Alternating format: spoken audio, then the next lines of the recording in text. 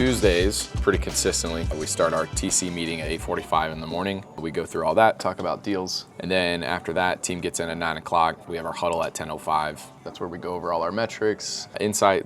We do our training during this huddle. Today, we're not doing role play. Today, we're gonna be doing our sales psychology training. Tuesdays are a bit different for my schedule than every other day of the week because this is where I also have an active level 10 meeting with Josh. This is about an hour long. We go over a plethora of different action items with everything there. And then today it's going to be ended a little shorter because we have a interview coming in for a follow-up specialist. He's doing a working interview with us today. So my noon is going to be blocked off with stuff like that. But after that, the rest of the day, there's really nothing planned on the schedule. So this day is just filled with everything with the team. So all that space right there, that's where if there's underwriting that needs to happen, if there's call reviews that need to happen, if I'm doing like a one-on-one or something like that, I usually fill in that time, that space right there. Brandon, how did your day go yesterday? I had 3 processes, 1 offer. We'll go through on insight. So one's a follow-up, one literally the We'll talk about it on Insight. Let's go into Dispo KPIs now. Looking at yesterday, guys. Yesterday, it was Monday, so we ended up, nice Frank, getting that outreach. Only 1 buyer added to Podio, only 1 buyer process, so we're 1 for 1. CIC, all right, this is looking good. Very good. Looking real clean, man. This is looking real clean. Let's talk through your day yesterday. Yesterday being Monday, cleaning up CRM, calling people, dealing with people, underwriting these leads, and working a bunch of stuff on Insight. So yesterday, a couple dials here, quite a few conversations. That's pretty solid. I know Poly Road, that's one we're working right now currently. I'm gonna change these repairs to 75K, walkthrough setup. A couple things to note on this particular lead, possibly in a FEMA flood zone. All right, let's see, Eden Creek, we already know what's going on with that. We're way off on numbers. They wanted 126, yeah, we're way off on that one. Okay, Ashburton, where are we at with this one? Walking on the 18th at 2 p.m., that was the last note. No, I just pulled up the listing. Did you run any comps on it yet? Or? No, I haven't ran any comps on it. It says sold on 6/23/23. Let me double check yeah, sold on 6/23/23 for 512. Wow, they listed it for 475 and it sold way over. There's nothing in here about saying anything going on, nothing about being in a flood zone. Go to the disclosures. I'm trying to find it. Should be documents up here. Tried. Go down to more. Right there. This would be a JV rehab deal. It's here. 3535 Poly Road. They currently are contingent, but that buyer is trying to extend, right? I think, or something. And they're telling us if we can do a 450K cash offer, they'll move forward with us. 450? 450, correct. Especially with 625. I mean, honestly, I don't even know who Ohio Broker Direct is. Arby, this is like your neck of the, or like your expertise.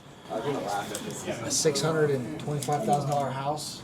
2,800 square feet. You've rehabbed those houses before? Yes. It's literally right down the street. Is it? Yeah.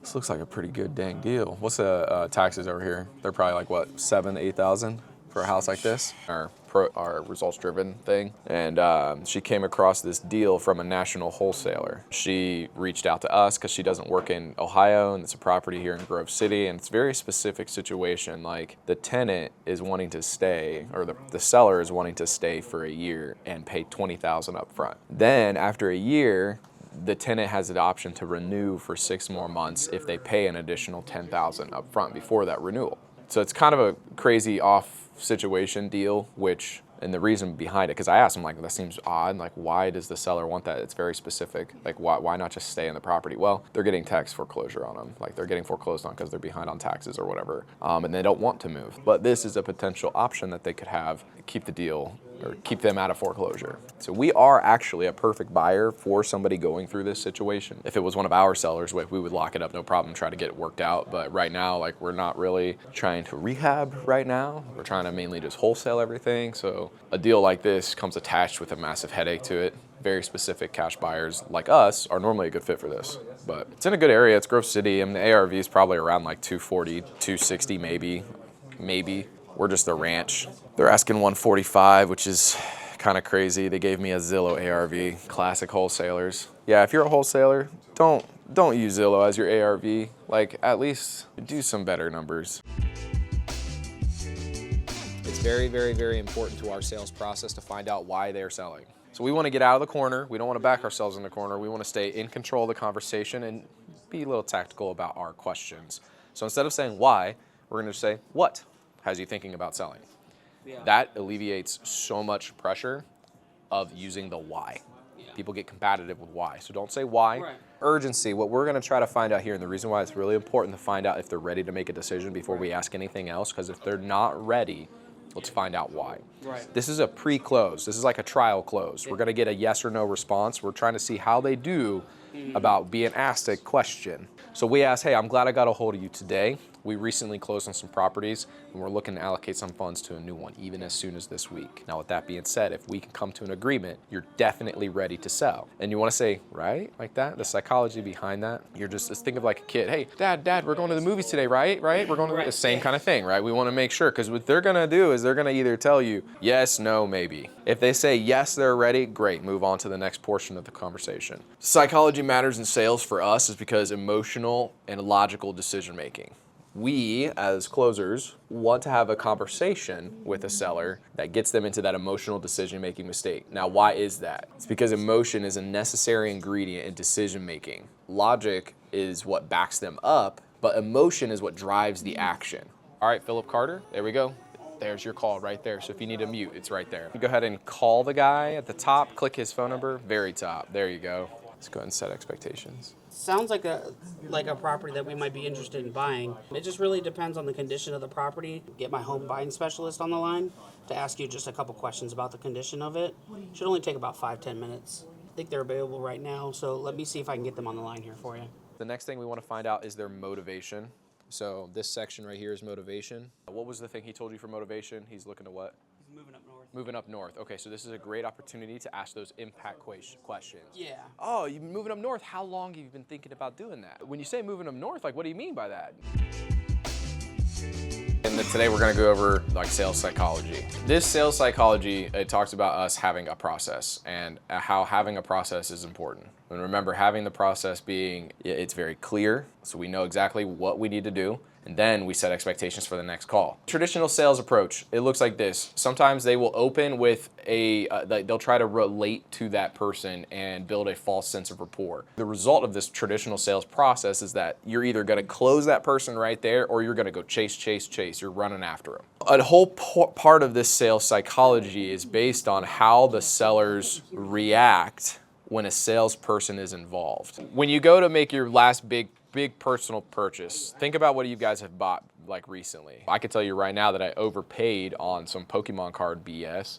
There's no logic in the reason why I bought that other than the emotional fun I had opening those packs with my kids. I try to back that up with logic and saying, oh, well, I mean, I had fun with my kids, right? But all of that decision is emotion. Our sellers behave the same way that we do, right? When we make these big decisions, the sellers also are using emotion and then backing that up with logic. If we're only speaking to the logic portion of the seller, we're missing the moment where they're actually ready to act. So the real game in the sales psychology is we need to lower their guard. Remember, prospects are afraid of being sold. They're afraid of being manipulated. Traditional sales has destroyed our natural approach to salespeople. It is critical to get this information in order for us to make the best possible offer that we can. Our goal is to make the offer comfortable enough, a comfortable enough environment on the phone to where that if they do have an objection or a concern, it goes from, oh, I'm gonna go think about it, to actually, Connor, no, I'm not happy with this price. I feel like your partners could have done better. Wouldn't it feel so much better to have a seller be that direct to you and honest to you versus the, let me think about it? And it all begins with how we set the stage at the beginning of the call and how we continue that consistency throughout the call.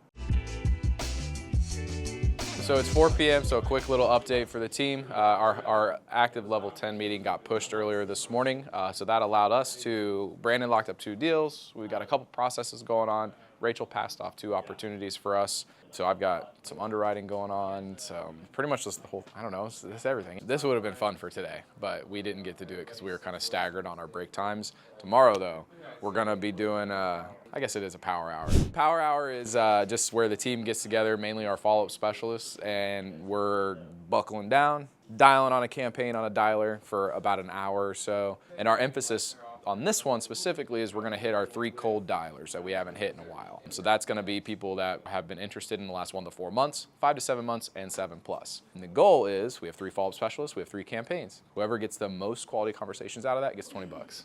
But the team, the follow-up specialists are incentivized. There's a little bonus here for how many quality conversations we can pull out of some of our colder dialer campaigns. We're gonna spend a team effort on 1 hour calling these. We were gonna do that today, we're actually gonna do that tomorrow. Today, with a nice coaching moment where we found something that we can control. And reviewing calls at the end of the day, reviewing calls in a one-on-one, or reviewing calls just at the beginning of the day, it doesn't matter. It allows you to go home and know, I can get better on myself versus relying on a seller and their delusion.